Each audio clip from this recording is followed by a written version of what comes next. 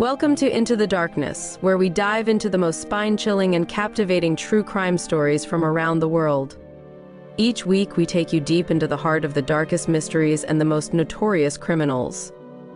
Our detailed narratives, gripping voiceovers, and vivid visuals will immerse you in the thrilling world of true crime. Subscribe and hit the notification bell to join our community of crime enthusiasts. Get ready to uncover the truth, face the terror, and remember, every story hides a shadow. Now, let's dive into the darkness.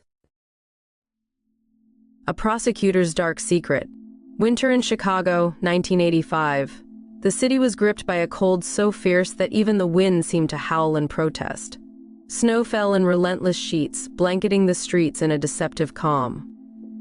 Yet, beneath this serene facade, a storm of another kind was brewing. Michelle Hartman, a dedicated and driven prosecutor, was no stranger to the harsh realities of Chicago's criminal underbelly.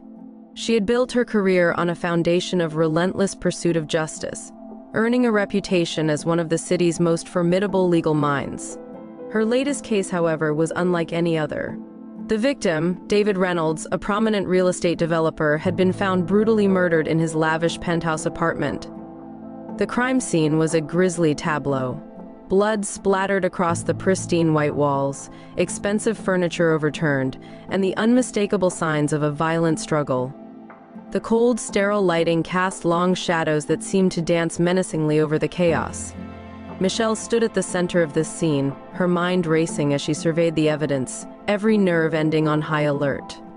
This wasn't a random act, she murmured to herself, her breath visible in the frigid air. This was personal. Detective John Marshall, a seasoned investigator with a grizzled appearance that matched his no-nonsense demeanor, approached Michelle. "We've got a tough one here, Hartman. No forced entry, no witnesses, and no immediate suspects." Michelle nodded, her sharp eyes scanning the room for any overlooked clues. "We'll find whoever did this, John. We always do."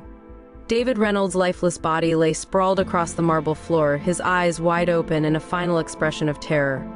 His throat had been slashed, and multiple stab wounds marred his torso. The brutality of the crime was shocking, even to seasoned professionals like Michelle and John. The air in the room was thick with the metallic scent of blood, mingling with the faint smell of expensive cologne.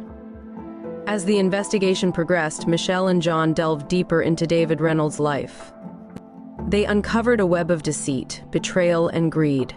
Reynolds was involved in numerous shady deals, making enemies in both high and low places. The list of potential suspects grew longer with each passing day. One name, however, stood out among the rest: Laura Prescott, Reynolds' business partner and former lover. Laura was a woman of striking beauty and ambition, her presence commanding attention wherever she went. Her alibi for the night of the murder was shaky at best, and her demeanor during questioning raised more than a few eyebrows. "I didn't kill David," Laura insisted, her voice trembling. "We had our differences, but I would never hurt him." Michelle leaned forward, her eyes locking onto Laura's. "Your relationship was more than just business, wasn't it? You had a lot to lose if things went south." Laura's eyes filled with tears, but Michelle wasn't convinced.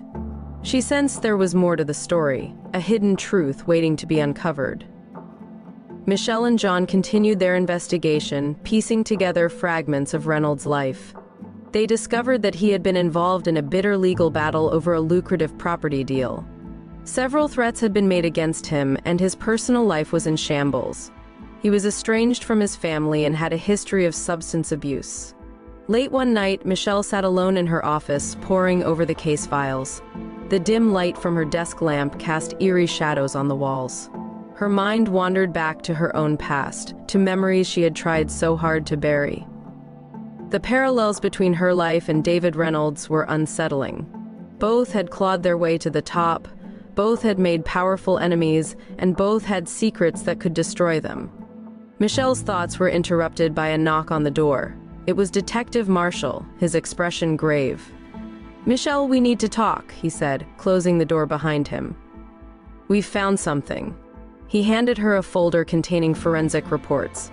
As Michelle read through the documents, her heart pounded in her chest. The evidence pointed to a single, undeniable conclusion. The killer was someone with intimate knowledge of Reynolds' life, someone who had access to his most private moments. "John, this can't be right," Michelle whispered, her voice shaking. "There's no way." But the evidence was clear. The fingerprints, the DNA, all pointed to one person. Michelle Hartman. As the pieces of the puzzle fell into place, Michelle's world began to crumble. The memories she had suppressed for so long came rushing back, each one more painful than the last. She remembered the night she met David Reynolds, how their paths had crossed in a moment of mutual desperation.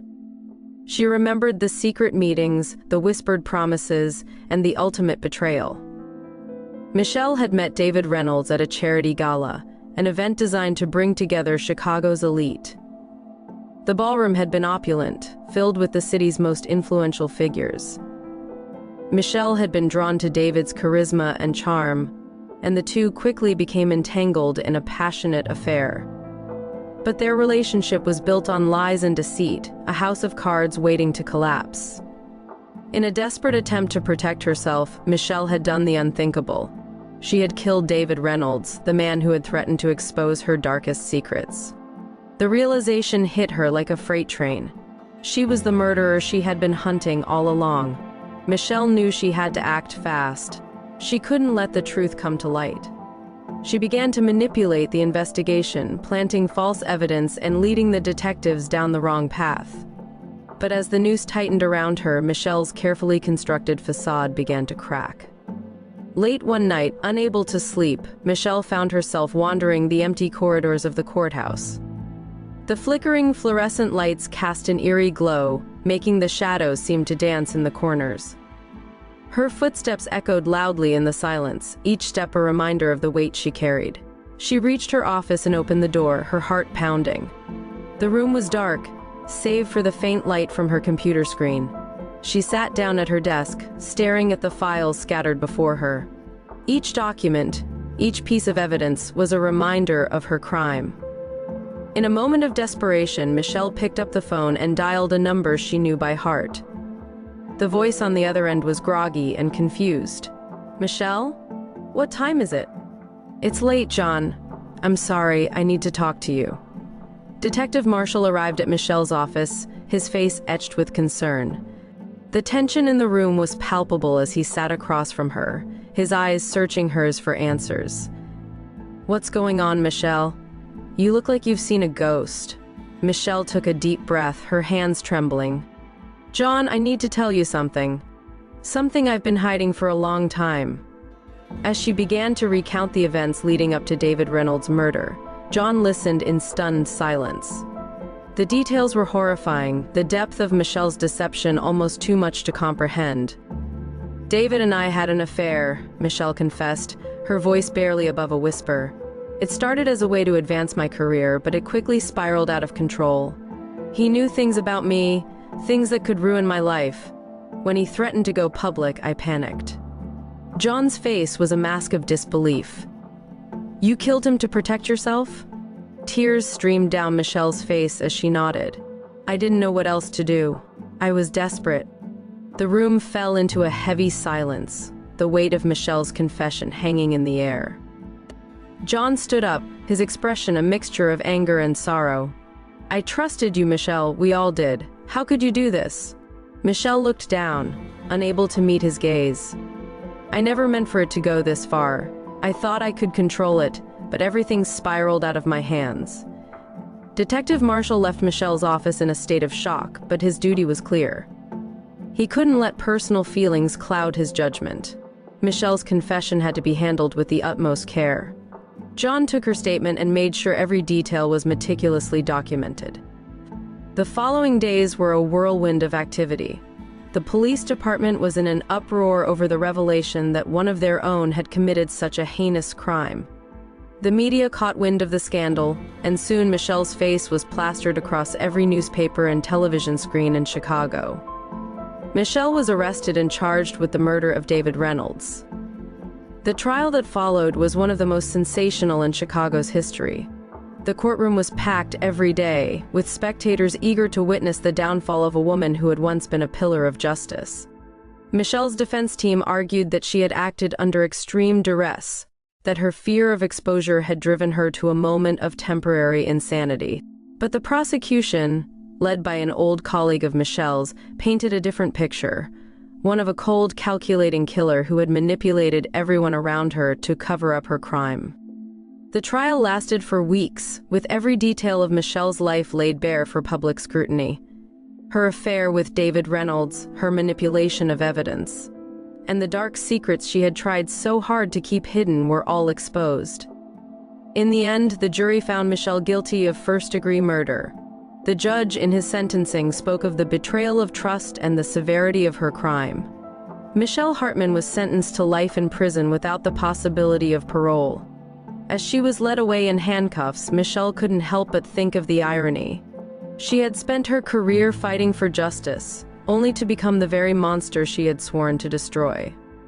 In the cold, echoing halls of the courthouse, a single truth resonated, encapsulating her tragic fall. The greatest betrayal often comes from within.